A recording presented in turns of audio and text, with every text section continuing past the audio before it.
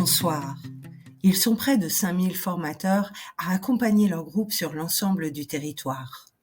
Accompagnement pédagogique, professionnel ou projet de vie, notre enquête exclusive lève le voile sur les pratiques de ces formateurs. Eh bien Chloé, bonjour et bienvenue dans Affaires pédagogiques. Tu es formatrice sur Territoire Digital, c'est bien cela ? Oui, c'est ça. J'accompagne des groupes FPA et CIP 100% à distance. Mais alors, si tu ne rencontres jamais tes apprenants en vrai, peux-tu nous dire de quelle façon est-ce que tu les accompagnes ? Eh bien, exactement comme en présentiel, grâce aux entretiens individuels et à la charte tutorale que nous mettons en place en début de formation. Et la charte tutorale résume les engagements de chacun.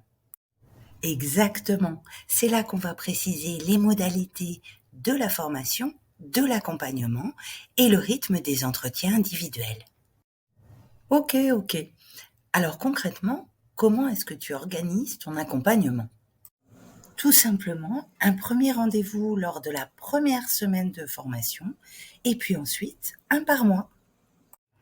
Cela nous permet tout au long du parcours de valider ensemble la progression pédagogique, la motivation, la recherche de stage, d'emploi ou alors la remédiation à des difficultés individuelles d'apprentissage ou des freins périphériques à la formation.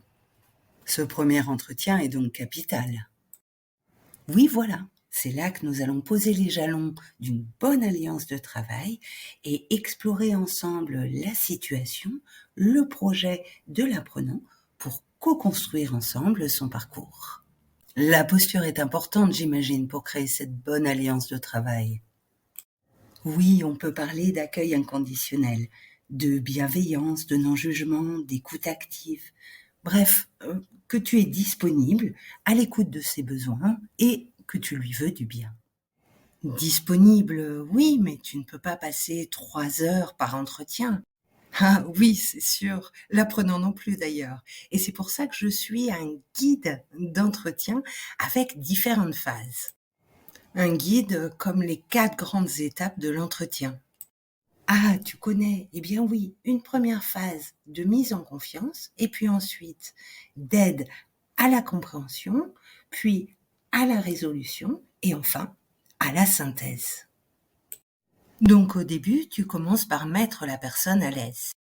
C'est ça, je l'accueille avec bienveillance, je lui explique les objectifs de l'entretien, et puis surtout, je lui précise que tout ce qu'on va se dire est confidentiel. Et puis bien sûr, je lui précise la durée de l'entretien aussi.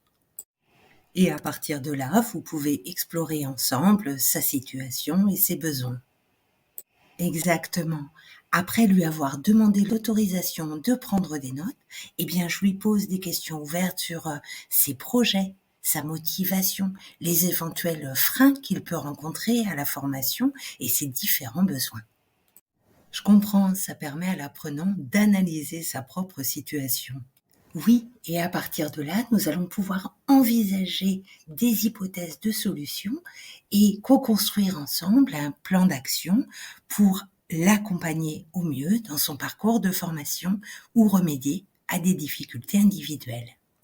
Donc à la fin de l'entretien, tu fais un récapitulatif de ce qui a été dit et des objectifs qui ont été fixés.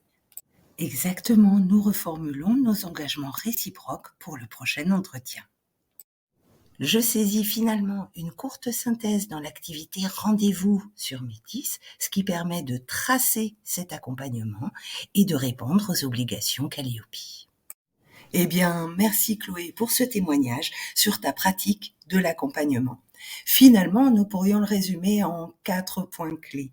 La charte tutorale avec les engagements de chacun en début de formation, l'importance de la posture, de la structure de l'entretien et enfin une synthèse pour tracer cet accompagnement. Merci à vous et à très bientôt pour un nouvel épisode d'Affaires pédagogiques.